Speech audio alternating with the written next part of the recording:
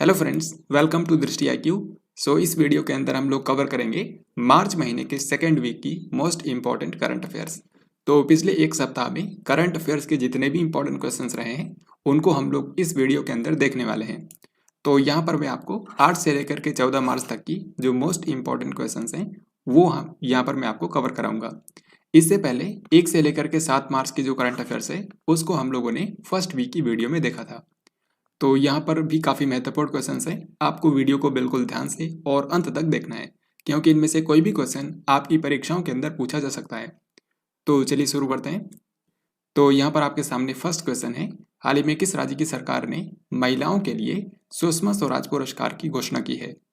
यानी कि आपको बताना है कि सुषमा स्वराज के नाम पर इनमें से कौन से राज्य की सरकार महिलाओं के लिए पुरस्कार प्रदान करेगी। सही आंसर हो जाएगा ऑप्शन नंबर बी यानी कि हरियाणा। तो सुषमा स्वराज जो कि हरियाणा राज्य से ही थी, ये भारत की पूर्व विदेश मंत्री थी। तो इनके नाम पर हरियाणा राज्य की महिलाओं को सुषमा स्वराज पुरस्कार प्रदान किया जाएगा जिन्होंने भी अपने क्षेत्र में बेहतरीन योगदान दिया है। तो हरियाणा के जो मुख्यमंत्री हैं मनोहर लाल खट्टर, उन्होंने हाल ही में इसकी अनाउंसमेंट की है। इसके अंदर महिलाओं को एक सर्टिफिकेट और 5 लाख रुपए का नगद पुरस्कार दिया जाएगा।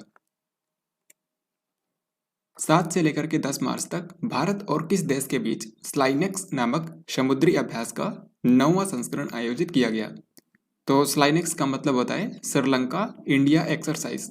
तो ये भारत और श्रीलंका की नेवी के बीच में होने वाली एक एक्सरसाइज है जिसका हाल ही में आयोजन किया गया है 7 से लेकर के 10 मार्च तक। तो इस क्वेश्चन का आंसर हो जाएगा ऑप्शन ए यानी कि श्रीलंका। तो यहाँ पर आप देख सकते हैं भारत और श्रीलंका की नेवी ने इसमें हिस्सा लिया और भारत की तरफ से जो जहाज गया था इसका नाम है INS किर्च।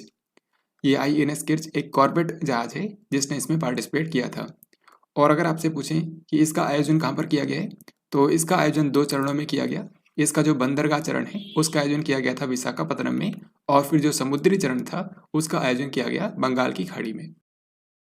IPL 2022 का आयोजन महाराष्ट्र के कौन से 2 शहरों में किया जाएगा। तो इस बार इंडियन प्रीमियर लीग का जो 15वां संस्करण होने वाला है जो कि 26 मार्च को शुरू होगा और 29 मई को समाप्त होगा। तो इस बार का जो IPL है ये महाराष्ट्र के 2 शहरों में आयोजित किया जाएगा। एक तो है मुंबई और दूसरा है पुणे। इस क्वेश्चन का आंसर हो जाएगा ऑप्शन नंबर ए। यहाँ पर आपको ये भी याद रखना है कि इसका जो फर्स्ट मैच है जो कि 26 मार्च को खेला जाएगा, ये पिछले बार के जो विजेता और उप विजेता टीमें थी उनके बीच में खेला जाएगा। यानी कि चेन्नई सुपर किंग्स और कोलकाता नाइट राइडर्स, इन दोनों के बीच में फर्स्ट मैच खेला जाएगा मुंबई के वानखेड़े स्टेडियम में। तो ये भी आपको ध्यान रखना है। हाल ही में RBI ने फीचर फोन रखने वाले उपभोक्ताओं को डिजिटल भुगतान करने में सक्षम बनाने हेतु कौन से UPI की शुरुआत की है। तो इसका सही उत्तर हो जाएगा ऑप्शन ए यानी कि UPI 123 पे। तो भारत के अंदर जो भी लोग फीचर फोन यानी कि कीपैड फोन्स का इस्तेमाल करते हैं, अब वो लोग भी डिजिटल भुगतान कर पाएंगे क्योंकि इसके अंदर ये जो UPI 123 पे लॉन्च किया गया है, इसके अंदर सिर्फ टेक्स्ट मैसेज भेजकर ही लोग डिजिटल पेमेंट कर पाएंगे। तो याद रखिएगा, इसके लिए भारत की जो केंद्रीय बैंक है RBI, इसने UPI 123 पे को लॉन्च किया है और इसके लिए एक हेल्पलाइन नंबर भी जारी किया गया है। जिनको किसी भी तरह की शिकायत है वो इस हेल्पलाइन नंबर के जरिए समाधान पा सकते हैं। 10 मार्च 2022 को विश्व किडनी दिवस मनाया गया। आपको बताना है कि इस बार की थीम क्या है। तो विश्व किडनी दिवस जो होता है ये किडनी से जुड़े रोगों के बारे में जागरूकता फैलाने के लिए मनाया जाता है और ये हर साल फिक्स नहीं होता है। ये मार्च महीने के सेकेंड थर्सडे को मनाया जाता है, यानी कि मार्च महीने का जो दूसरा गुरुवार होता है उस दिन मनाया जाता है और इस बार ये था 10 मार्च को। तो इस बार विश्व किडनी दिवस मनाया गया है 10 मार्च को और इसकी थीम रखी गई थी kidney health for all. Kidney health for all. इस क्वेश्चन का आंसर हो जाएगा ऑप्शन ए। महिला उद्यमियों को सहायता प्रदान करने के लिए इनमें से किस राज्य की सरकार ने मातृशक्ति उद्यमिता योजना की शुरुआत की है।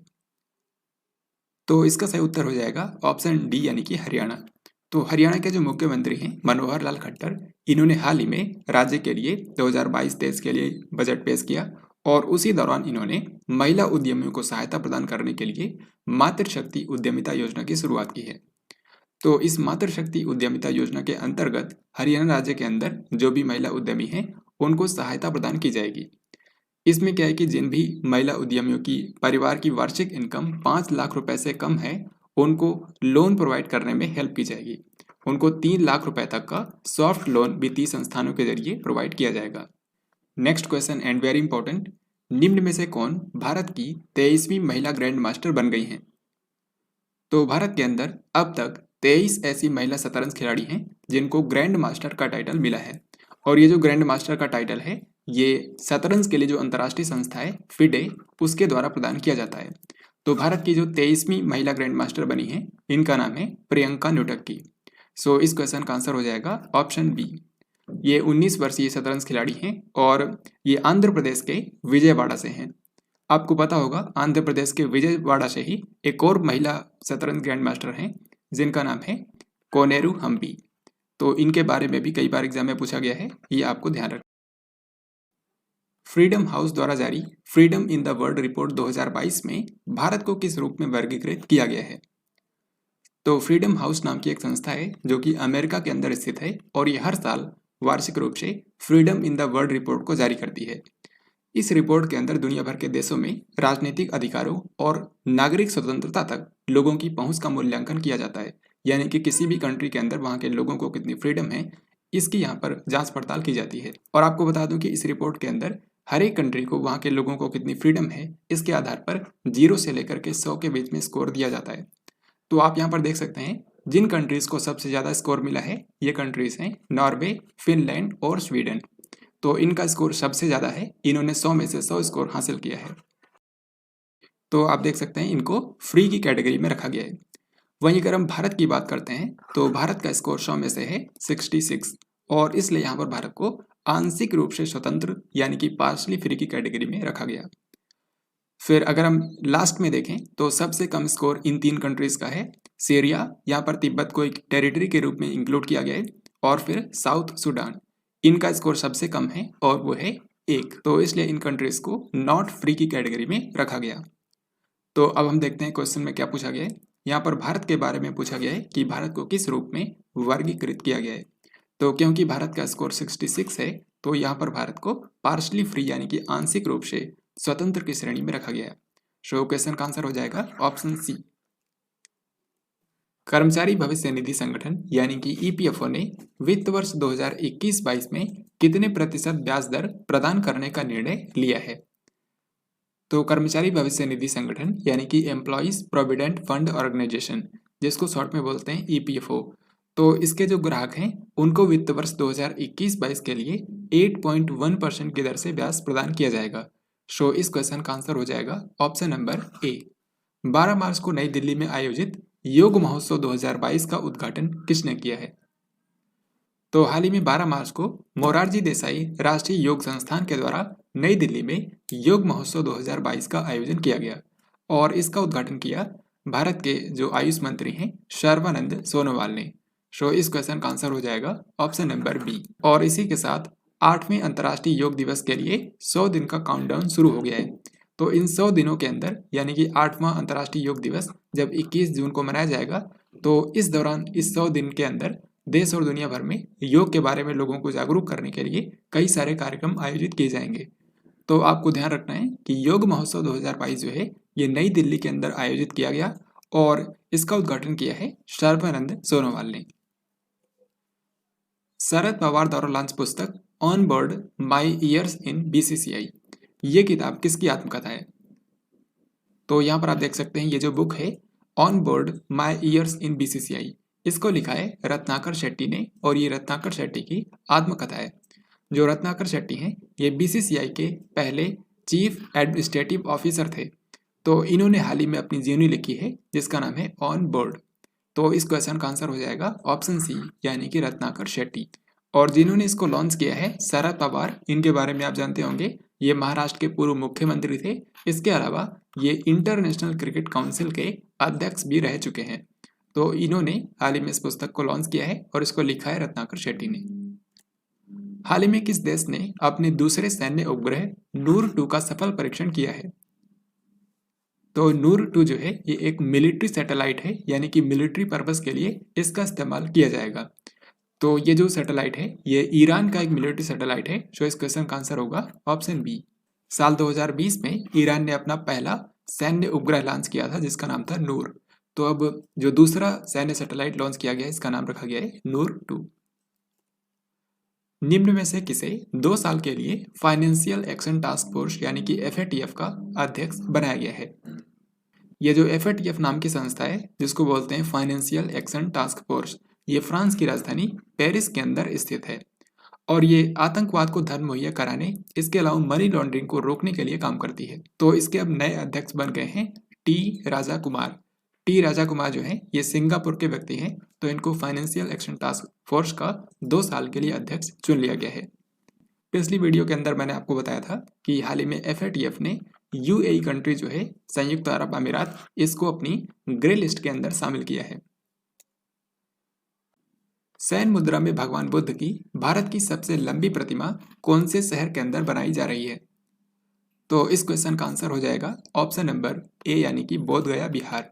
तो बिहार के बोध गया में जहाँ पर आपको पता होगा महात्मा बुद्ध को ज्ञान की प्राप्ति हुई थी, तो यहीं पर सैन मुद्रा में भगवान बुद्ध की भारत की सबसे लंबी प्रतिमा बनाई जा रही है। यहाँ पर आप देख सकते हैं भगवान बुद्ध की भारत की सबसे लंबी प्रतिमा जो बनाई जा रही है ये बिहार के गया जिले के अंदर बोध गया में बनाई जाएगी। ये जो प्रतिमा है ये 30 फीट ऊंची होगी और 100 फीट लंबी होगी। इसको बुद्ध इंटरनेशनल वेलफेयर मिशन के द्वारा बनाया जा रहा है और इसकी कंस्ट्रक्शन की शुरुआत हुई थी सन 2019 में। तमिलनाडु के मुख्यमंत्री ने इनमें से किस शहर के अंदर भारत के सबसे बड़े तैरते हुए सोलर पार्क का उद्घाटन किया? तो इस तरीके से पानी के ऊपर सोलर पैनल्स लगाए गए हैं, इसको बोलते हैं फ्लोटिंग सोलर पावर प्लांट। तो इसको भारत का सबसे बड़ा फ्लोटिंग सोलर पावर प्लांट बोला जा रहा है और यह स्थापित किया गया है तमिलनाडु के थूथुकुडी में, जिसको ब्रिटिश काल में तूतीकोरिन के नाम से भी जाना जाता था। तो इस क्वेश्चन का आंसर हो जाएगा ऑप्शन नंबर सी। यहाँ पर आप देख सकते हैं इस फ्लोटिंग सोलर पावर प्लांट को लगभग 150 करोड़ रुपए की लागत से बनाया गया है और इस प्लांट से हर साल लगभग 42 मिलियन यूनिट बिजली का उत्पादन होगा। तो ये कहाँ पर बना है ये आपको ध्यान रखना है, थूथुकुडी में इसको बनाया गया है। रिलायंस इंडस्ट्रीज लिमिटेड के द्वारा देश के सबसे बड़े और देश के सबसे प्रतिष्ठित बहुआयामी गंतव्य के रूप में जियो वर्ल्ड सेंटर की स्थापना कहाँ पर की है? तो जियो वर्ल्ड सेंटर जो है ये बनाया गया है मुंबई शहर के अंदर। सो इस क्वेश्चन का आंसर हो जाएगा ऑप्शन नंबर ए। अगर आप हमारी वीडियोस रेगुलर देखते होंगे तो आपको पता होगा कि साल 2023 में भारत के द्वारा इंटरनेशनल ओलंपिक कमेटी की जो बैठक है उसकी मेजबानी की जाएगी। तो 40 साल के बाद भारत के पास ये मौका आया है कि जो इंटरनेशनल ओलंपिक कमेटी की बैठक होती है वो भारत के अंदर आयोजित की जाएगी और उसका आयोजन मुंबई के इसी जियो वर्ल्ड सेंटर के अंदर होने वाला है। तो ये चीज़ भी आपको ध्यान रखनी है। और ये जो जियो वर्ल्ड सेंटर है ये 18.5 एकड़ में बनाया गया है। हाल ही में किस मंत्रालय ने महिलाओं के लिए एक विशेष उद्यमिता प्रोत्साहन अभियान समर्थ का शुभारंभ किया है? तो समर्थ जो है ये एक अभियान है जिसका मेन मकसद है कि जो महिलाएं हैं उनको उद्यमिता के लिए प्रोत्साहित करना ताकि उनके लिए स्वरोजगार के अवसर उपलब्ध हो। तो ये जो विशेष उद्यमिता प्रोत्साहन अभियान शुरू किया गया समर्थ नाम से, इसको शुरू किया है सूक्ष्म लघु और मध्यम उद्यम मंत्रालय ने, micro small and medium enterprises जिसको बोलते हैं MSME मंत्रालय। तो इस क्वेश्चन का आंसर हो जाएगा ऑप्शन नंबर डी। भारत के जो MSME मंत्री हैं उनका नाम है नारायण राणे। फार्मा प्रमुख ल्यूपिन लिमिटेड ने अपने शक्ति अभियान के लिए किसे ब्रांड एम्बेसडर बनाया है? तो ल्यूपिन लिमिटेड जो है ये एक भारत की मल्टीनेशनल फार्मा कंपनी है, यानी कि दवा बनाने वाली कंपनी है। तो इसने अपने शक्ति अभियान के लिए ब्रांड एम्बेसडर बनाया है भारत की मशहूर मुक्केबाज मैरी कॉम को। मैरी कॉम आपको बताए विश्व मुक्केबाजी चैंपियनशिप के अंदर 6 बार के वर्ल्ड चैंपियन हैं। तो इनको ल्यूपिन लिमिटेड ने शक्ति अभियान के लिए ब्रांड एम्बेसडर बनाया है। 6 क्रिकेट विश्व कप में भाग लेने वाली पहली महिला क्रिकेटर कौन बन गई है? तो जैसा कि आप सभी जानते हैं कि हाल ही में महिलाओं का ODI वर्ल्ड कप आयोजित किया जा रहा है जो कि न्यूजीलैंड के 6 शहरों में आयोजित हो रहा है। तो इस टूर्नामेंट में हिस्सा लेने के साथ ही जो भारत की मिताली राज हैं ये 6 क्रिकेट वर्ल्ड कप में हिस्सा लेने वाली पहली महिला क्रिकेटर बन गई हैं। यानी कि इससे पहले तक किसी भी दुनिया की किसी भी महिला क्रिकेटर ने 6 वर्ल्ड कप के अंदर हिस्सा नहीं लिया था। सो इस क्वेश्चन का आंसर हो जाएगा ऑप्शन सी। यहाँ पर आप देख सकते हैं जो भारत की मिताली राज हैं जो कि ODI और टेस्ट फॉर्मेट में भारत की कप्तान हैं। इन्होंने सन 2000, फिर उसके बाद 2005, 2009, 2013, 2017 और इस साल 2022 में क्रिकेट वर्ल्ड कप के अंदर हिस्सा लिया है। ये तो मैंने आपको बताया कि महिलाओं के अंदर ये विश्व की पहली महिला क्रिकेटर हैं, लेकिन ओवरऑल ये दुनिया की तीसरी क्रिकेटर बनी है, क्योंकि इससे पहले 2 पुरुष खिलाड़ी भी हैं जिन्होंने 6 वर्ल्ड कप के अंदर हिस्सा लिया है। उनमें से एक हैं जावेद मियांदाद जो कि पाकिस्तान के हैं, और दूसरे हैं सचिन तेंदुलकर। और मिताली राज ओवरऑल तीसरी और पहली महिला क्रिकेटर बनी है जिन्होंने 6 वर्ल्ड कप के अंदर हिस्सा लिया है। निम्न में से किस राज्य की सरकार ने कौशल्या मातृत्व योजना शुरू की है? तो इसका सही आंसर हो जाएगा ऑप्शन नंबर बी, यानी कि छत्तीसगढ़। तो छत्तीसगढ़ के जो मुख्यमंत्री हैं भूपेश बघेल, इन्होंने हाल ही में छत्तीसगढ़ कौशल्या मातृत्व योजना की शुरुआत की है। इस योजना के अंतर्गत छत्तीसगढ़ के अंदर वहां पर माताओं को दूसरी लड़की के जन्म पर 5,000 रुपए प्रदान किए जाएंगे। साल 2021 के स्कॉच स्टेट गवर्नेंस रैंकिंग में किस राज्य ने शीर्ष स्थान हासिल किया है? तो Skoch state of governance ranking जो होती है, इसमें राज्यों को वहां पर गवर्नेंस यानी कि शासन के आधार पर रैंक प्रदान किया जाता है। इस रैंकिंग को तैयार करता है स्कॉच ग्रुप। यहाँ पर आपको याद रखना है कि पिछले 2 सालों से इसमें नंबर 1 पर बना हुआ है आंध्र प्रदेश, यानी कि आंध्र प्रदेश में गवर्नेंस सबसे बेहतर है इस रैंकिंग के हिसाब से। दूसरे नंबर पर इस बार है पश्चिम बंगाल और तीसरे नंबर पर है ओडिशा। तो यहाँ पर पूछा गया है कि शीर्ष पर कौन है, आंसर हो जाएगा आंध्र प्रदेश, जो कि लगातार दूसरी बार इसमें नंबर 1 पर बना हुआ है। आंध्र प्रदेश में इस समय YSR कांग्रेस पार्टी की सरकार है और यहाँ के जो मुख्यमंत्री हैं उनका नाम है YS जगन मोहन रेड्डी। हाल ही में कैबिनेट ने इनमें से किस शहर के अंदर WHO वैश्विक पारंपरिक औषधि केंद्र की स्थापना को मंजूरी दी है? तो पारंपरिक चिकित्सा के लिए ये पूरी दुनिया का पहला वैश्विक केंद्र होगा जो कि स्थापित किया जाएगा गुजरात के जामनगर में। विश्व स्वास्थ्य संगठन यानी कि WHO के जो प्रमुख हैं टेड्रोस एधनोम, उन्होंने ही भारत के अंदर वैश्विक पारंपरिक औषधि केंद्र की स्थापना की घोषणा की थी। तो हाल ही में कैबिनेट ने इसकी मंजूरी दे दी है और इसके लिए हाल ही में विश्व स्वास्थ्य संगठन और भारत सरकार के बीच में एक एग्रीमेंट पर हस्ताक्षर भी हुए हैं। तो पारंपरिक चिकित्सा यानी कि ट्रेडिशनल मेडिसिन के लिए दुनिया का जो पहला वैश्विक केंद्र होगा ये गुजरात के जामनगर में स्थापित किया जाएगा। राष्ट्रीय सुपर कंप्यूटिंग मिशन के तहत किस IIT संस्थान में पेटा स्केल सुपर कंप्यूटर परम गंगा स्थापित किया गया है? तो परम गंगा जो है ये एक सुपर कंप्यूटर है जिसको हाल ही में स्थापित किया गया है IIT रुड़की में। IIT रुड़की जैसा कि आपको बताया ये उत्तराखंड में स्थित है। तो यहीं पर हाल ही में एक सुपर कंप्यूटर को इंस्टॉल किया गया है जिसका नाम है परम गंगा। सो इस क्वेश्चन का आंसर हो जाएगा ऑप्शन डी। यहाँ पर आपको ये भी बता दूं कि इस सुपर कंप्यूटर को centre for development of advanced computing यानी कि CDEC ने बनाया है। इसी तरीके से आपको पता होगा हाल ही में परम प्रवेग नाम का एक सुपर कंप्यूटर इंस्टॉल किया गया था Indian institute of science Bengaluru के अंदर, जो कि पूरे भारत में किसी भी संस्थान में इंस्टॉल किया गया सबसे शक्तिशाली सुपर कंप्यूटर है। तो दोनों के बारे में आपको याद रखना है। परम प्रवेग स्थापित किया गया है IISc बेंगलुरु के अंदर और परम गंगा स्थापित किया गया है IIT रुड़की में। हाल ही में किस देश के मशहूर गोल्फर टाइगर वुड्स को world golf hall of fame में 2022 के अंदर औपचारिक रूप से शामिल कर लिया गया है? तो दोस्तों टाइगर वुड्स का नाम आपने जरूर सुना होगा। ये एक मशहूर गोल्फर हैं अमेरिका के, जो कि आज तक के सबसे महान गोल्फ खिलाड़ियों में से एक हैं। तो इनको हाल ही में world golf hall of fame में शामिल कर लिया गया है। तो यहाँ पर पूछा गया है कि ये कौन से देश के हैं, ये हैं अमेरिका के। तो यहाँ पर आप देख सकते हैं world golf hall of fame में साल 2022 के लिए टोटल 4 गोल्फर्स को शामिल किया गया है, जिनमें से टाइगर वुड्स भी शामिल हैं। हाल ही में किस देश की रिजवाना हसन को वर्ष 2022 के अंतर्राष्ट्रीय साहसी महिला पुरस्कार के लिए चुना गया है? तो अंतर्राष्ट्रीय साहसी महिला पुरस्कार यानी कि international women of courage award, इस बार इस पुरस्कार के लिए टोटल 12 महिलाओं को चुना गया है, जिनमें से एक बांग्लादेश की हैं जिनका नाम है रिजवाना हसन। तो इस क्वेश्चन का आंसर हो जाएगा ऑप्शन नंबर सी यानी कि बांग्लादेश। रिजवाना हसन जो है ये बांग्लादेश की एक एनवायरमेंटल लॉयर हैं जो कि पर्यावरण संरक्षण के लिए काम करती हैं। तो इनको पर्यावरण संरक्षण के क्षेत्र में योगदान के लिए इनको हाल ही में अंतर्राष्ट्रीय साहसी महिला पुरस्कार से सम्मानित किया गया है। भारत और किस वित्तीय संस्थान ने पश्चिम बंगाल के अंदर गरीबों और कमजोर वर्ग को सामाजिक सुरक्षा उपलब्ध कराने के लिए $125 मिलियन के ऋण समझौते पर हस्ताक्षर किए? तो पश्चिम बंगाल राज्य के अंदर वहां पर राज्य सरकार के द्वारा गरीबों और कमजोर वर्गों को सामाजिक सुरक्षा उपलब्ध कराने के लिए कई सारे कार्यक्रम चलाए जा रहे हैं। तो इन सभी कार्यक्रम का समर्थन करने के लिए हाल ही में भारत सरकार और वर्ल्ड बैंक के बीच में एक ऋण समझौता हुआ है 125 मिलियन डॉलर का। तो इस क्वेश्चन का आंसर हो जाएगा ऑप्शन नंबर ए यानी कि वर्ल्ड बैंक। 75वें ब्रिटिश अकादमी फिल्म अवार्ड्स में सर्वश्रेष्ठ फिल्म का पुरस्कार किसने जीता है? यानी कि हाल ही में 75वें बाफ्टा पुरस्कारों की अनाउंसमेंट कर दी गई है, जिसको ब्रिटिश अकादमी फिल्म अवार्ड्स भी बोला जाता है। तो इसमें बेस्ट फिल्म का पुरस्कार किसको मिला है ये आपको बताना है। सही आंसर हो जाएगा ऑप्शन नंबर डी यानी कि the power of the dog. तो the power of the dog नाम की जो मूवी है ये इस बार की बेस्ट फिल्म बनी है बाफ्टा पुरस्कारों में। इस बार के बाफ्टा पुरस्कारों में जो सबसे इंपॉर्टेंट कैटेगरीज हैं इनके विनर्स के नाम आपको ध्यान रखने हैं। जैसे कि बेस्ट फिल्म बनी है the power of the dog, और इसी फिल्म के जो निर्देशक हैं जेन कैंपियन, इनको बेस्ट डायरेक्टर का पुरस्कार दिया गया है। तो ये दोनों आपको याद रखना काफ़ी आसान होगा।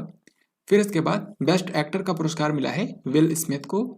बेस्ट एक्ट्रेस का पुरस्कार दिया गया है जोआना स्कैनलन को। बेस्ट एनिमेटेड फिल्म का पुरस्कार दिया गया है एनकैंटो नाम की फिल्म को।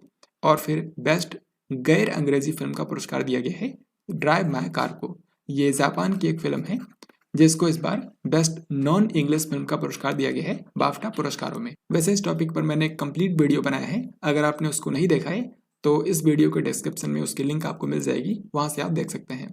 भारतीय कृषि अनुसंधान संस्थान यानी कि इंडियन एग्रीकल्चर रिसर्च इंस्टीट्यूट जो कि नई दिल्ली के अंदर स्थित है, इसके द्वारा कौन से शहर के अंदर पूषा कृषि विज्ञान मेला 2022 का आयोजन किया गया?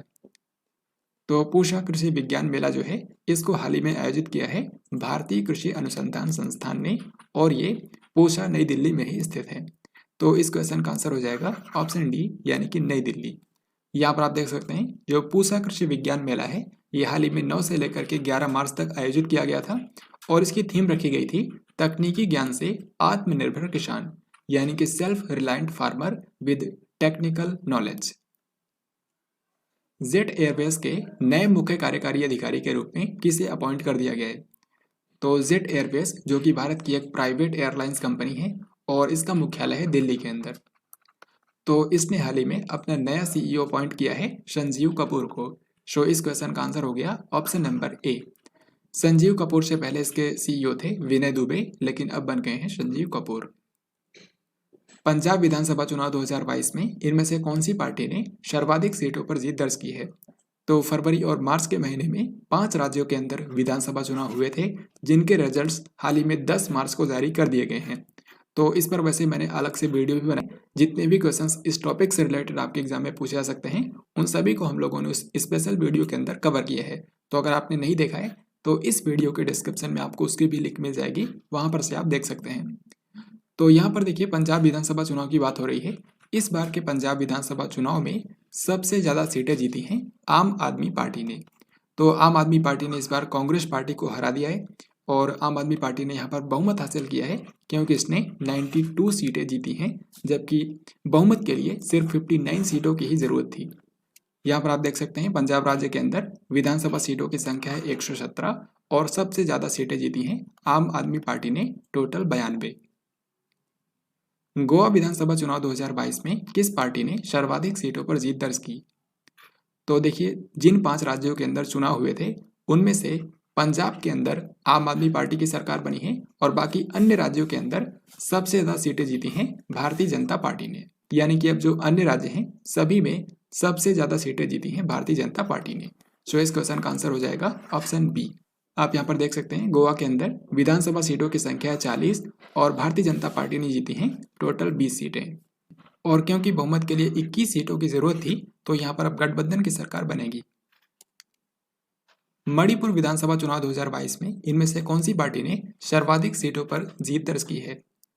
तो मणिपुर जो कि भारत का एक पूर्वोत्तर राज्य है, यहाँ पर भी बीजेपी पार्टी ने सबसे ज्यादा सीटें हासिल करी हैं, टोटल 32, और यहाँ पर भी बीजेपी ने बहुमत हासिल किया है। आप देख सकते हैं मणिपुर के अंदर विधानसभा सीटों की संख्या है 60, और बीजेपी ने जीती हैं टोटल 32 सीटें। उत्तराखंड विधानसभा चुनाव 2022 में इनमें से कौन सी पार्टी ने सर्वाधिक सीटों पर जीत दर्ज की? तो उत्तराखंड की यहाँ पर बात हो रही है, जहाँ के अभी तक मुख्यमंत्री थे पुष्कर सिंह धामी। तो यहाँ पर बीजेपी पार्टी ने एक बार फिर से जीत हासिल करी है और भारतीय जनता पार्टी ने यहाँ पर टोटल 47 सीटें जीत करके बहुमत हासिल किया है। आप देख सकते हैं उत्तराखंड के अंदर विधानसभा सीटों की संख्या है 70 और बीजेपी ने यहाँ पर जीती है टोटल 47 सीटें।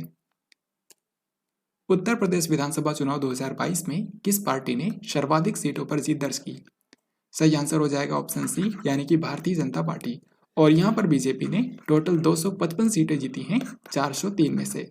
तो जो मैंने आपको बताया यहाँ पर आप मैप के अंदर भी देख सकते हैं बीजेपी पार्टी ने यहाँ पर सबसे ज़्यादा सीटें हासिल करी हैं टोटल 255 और यहाँ पर विधानसभा सीटों की संख्या है 403। उत्तर प्रदेश के अंदर बीजेपी के बाद जो दूसरी सबसे बड़ी पार्टी थी वो थी समाजवादी पार्टी जिसने टोटल 111 सीटें जीती हैं।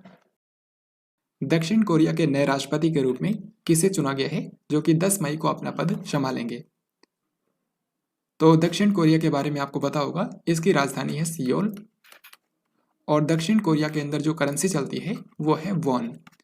तो दक्षिण कोरिया में हाल ही में प्रेसिडेंशियल इलेक्शन हुए यानी कि राष्ट्रपति चुनाव हुए और यहाँ पर इसको जीत दिया है यून सुक योल ने।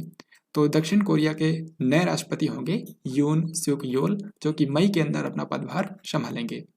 आपको पता होगा इससे पहले तक थे मून जाए इन, तो मून जाए इन की अब जगह लेने वाले हैं यून सुक योल और ये पीपल पावर पार्टी से बिलोंग करते हैं।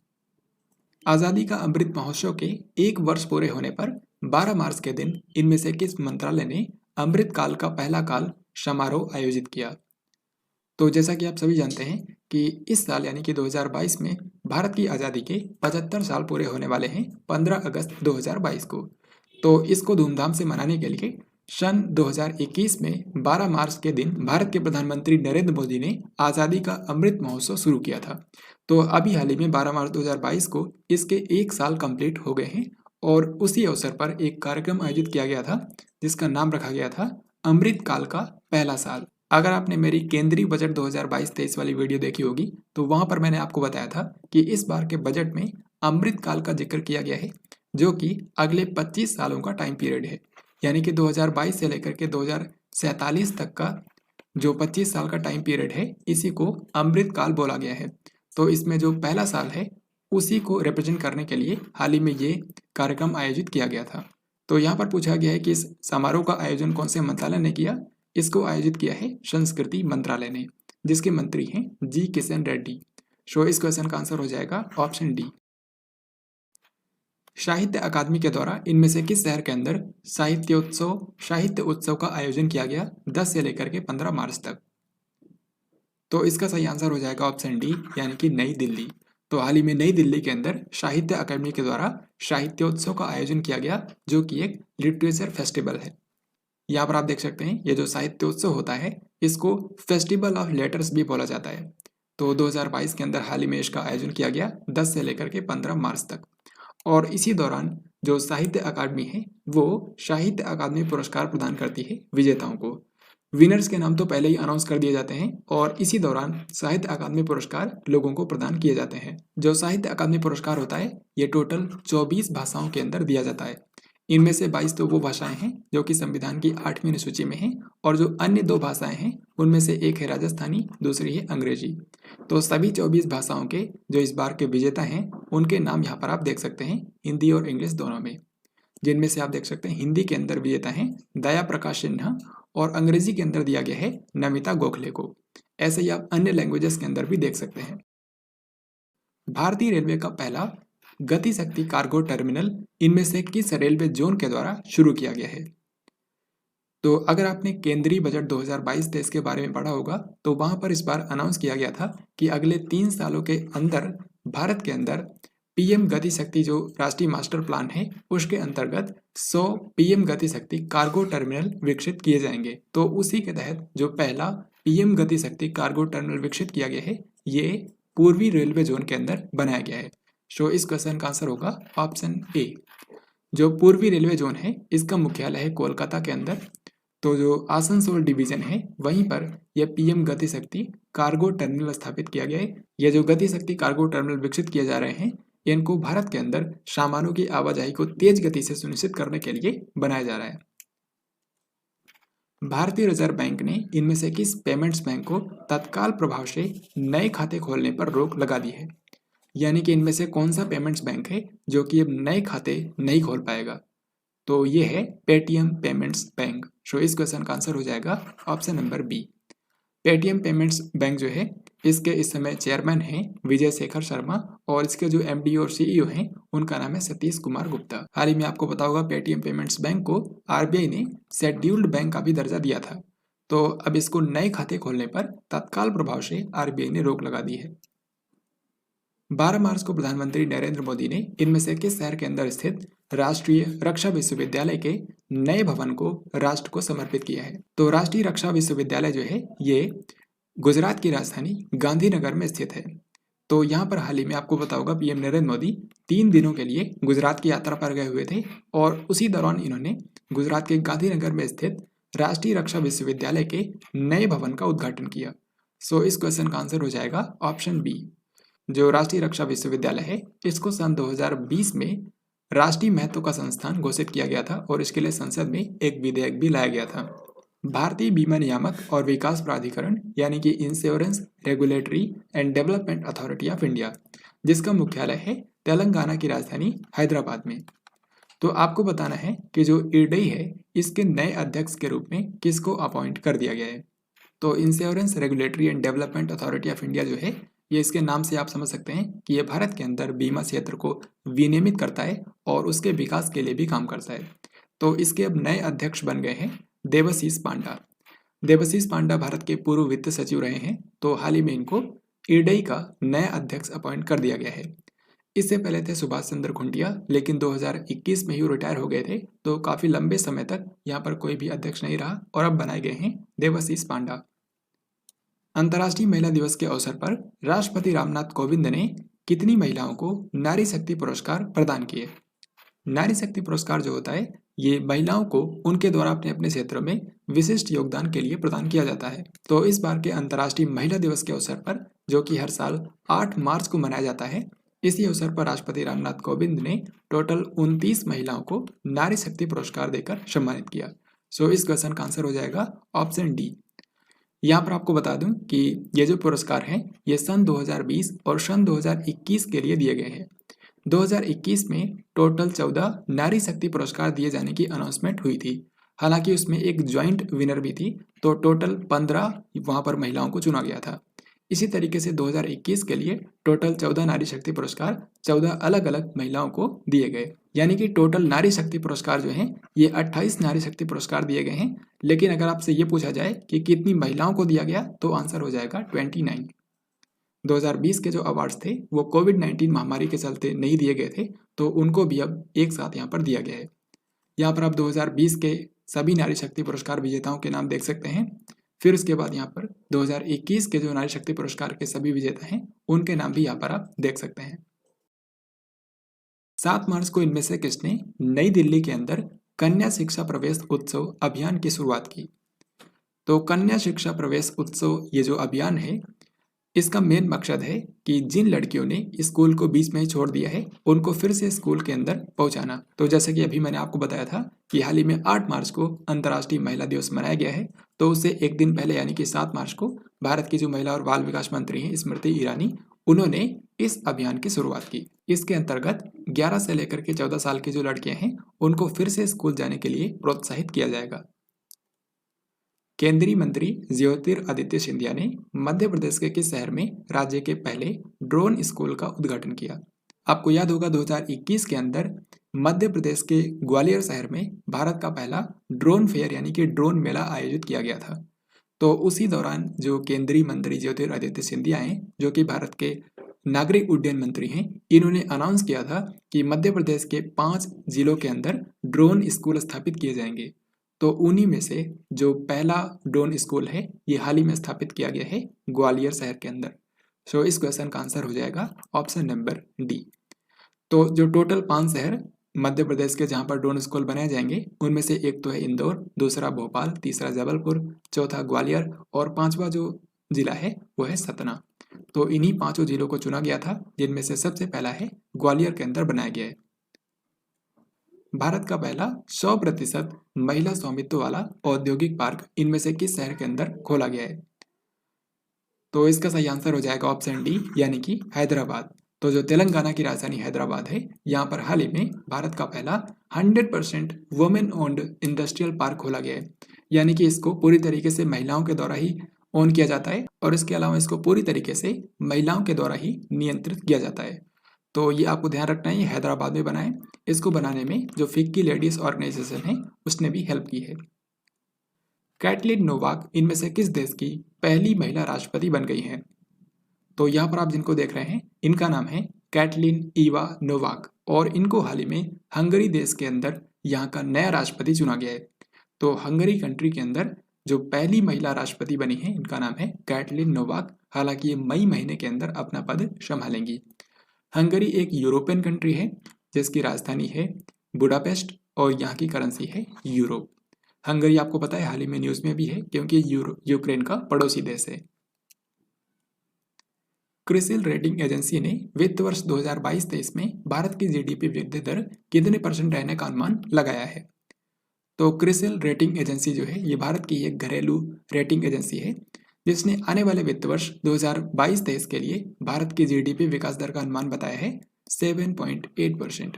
इससे पहले भी क्रिसिल ने यही अनुमान दिया था और फिर से रिवाइज करके 7.8% ही बोला है। हाल ही में किस राज्य की सरकार ने गैर कामकाजी माताओं के लिए आमा योजना और लड़कियों के लिए बहिनी योजना की शुरुआत की है? तो सही आंसर हो जाएगा ऑप्शन नंबर सी यानी कि सिक्किम।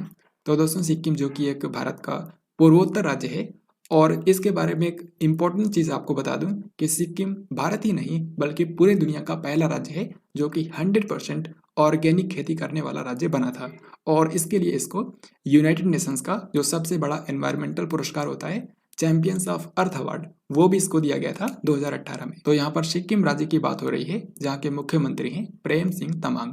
तो हाल ही में यहाँ के जो मुख्यमंत्री प्रेम सिंह तमांग इन्होंने जो राज्य की गैर कामकाजी माताएं हैं उनके लिए आमा योजना और राज्य के अंदर जो स्कूली लड़कियां हैं उनके लिए बहिनी योजना की शुरुआत की है। इनमें से जो आमा योजना है इसके अंतर्गत राज्य के अंदर जो भी गैर कामकाजी माताएं हैं उनको हर साल 20,000 रुपये डायरेक्टली उनके बैंक में ट्रांसफर किए जाएंगे।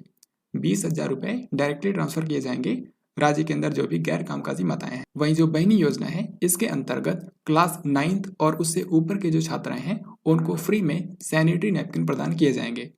तो इन दोनों योजनाओं के बारे में याद रखिएगा। इसको शुरू किया है सिक्किम राज्य की सरकार ने। 11 मार्च 2022 को राष्ट्रीय अपराध रिकॉर्ड ब्यूरो यानी कि एनसीआरबी ने अपना कौन सा स्थापना दिवस मनाया? तो जो नेशनल क्राइम रिकॉर्ड्स ब्यूरो है जिसको शॉर्ट में एनसीआरबी बोलते हैं इसका मुख्यालय नई दिल्ली में है और ये भारत के गृह मंत्रालय के अंतर्गत काम करता है। तो इसने हाल ही में अपना 37वां स्थापना दिवस मनाया। सो आंसर हो जाएगा ऑप्शन बी क्योंकि इसकी स्थापना हुई थी 11 मार्च सन 1986 को। दुनिया भर में अंतर्राष्ट्रीय महिला दिवस किस दिन मनाया जाता है? तो दुनिया भर में महिलाओं की उपलब्धियों को उजागर करने के लिए और महिला सशक्तिकरण लैंगिक समानता के बारे में लोगों को जागरूक करने के लिए हर साल अंतर्राष्ट्रीय महिला दिवस मनाया जाता है 8 मार्च के दिन।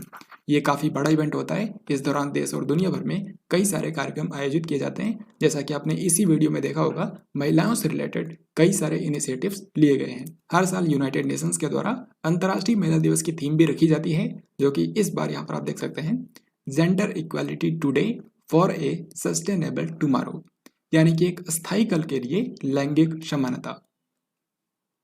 मिस्र में आयोजित ISSF विश्व कप 2022 की पदक तालिका में किस देश ने पहला स्थान हासिल किया? तो अगर आपने मेरी इससे पहले वाली वीडियो देखी होगी तो वहां पर भी मैंने आपको बताया था कि हाल ही में मिस्र की राजधानी काहिरा में ISSF विश्व कप 2022 का आयोजन किया गया यानी कि शूटिंग स्पोर्ट के अंदर वर्ल्ड कप टूर्नामेंट आयोजित किया गया और इसकी पदक तालिका में नंबर 1 जो कंट्री रहा है ये है अपना भारत। यहाँ पर आप देख सकते हैं भारत ने टोटल 7 मेडल जीते हैं जिनमें से 4 हैं गोल्ड मेडल, 2 हैं सिल्वर और 1 है ब्रॉन्ज मेडल। इस टूर्नामेंट में जो भारत के विजेता हैं उनमें आपको सिर्फ एक ही व्यक्ति का नाम याद रखना है जिनका नाम है सौरभ चौधरी जो कि मेरठ के एक मशहूर शूटर हैं और इन्होंने 10 मीटर एयर पिस्टल कैटेगरी के अंदर गोल्ड मेडल जीता है। तो आप पूछेंगे कि बाकी अन्य 3 में किसने जीता है क्योंकि यहाँ पर भारत को 4 गोल्ड मिले हैं। तो जो अन्य 3 हैं वो टीम इवेंट के अंदर मिले हैं तो वो आपके एग्जाम में पूछा जाए इसके चांसेस काफ़ी कम हैं। आप देख सकते हैं इंडिया के बाद दूसरे नंबर पर है नॉर्वे और तीसरे नंबर पर है फ्रांस।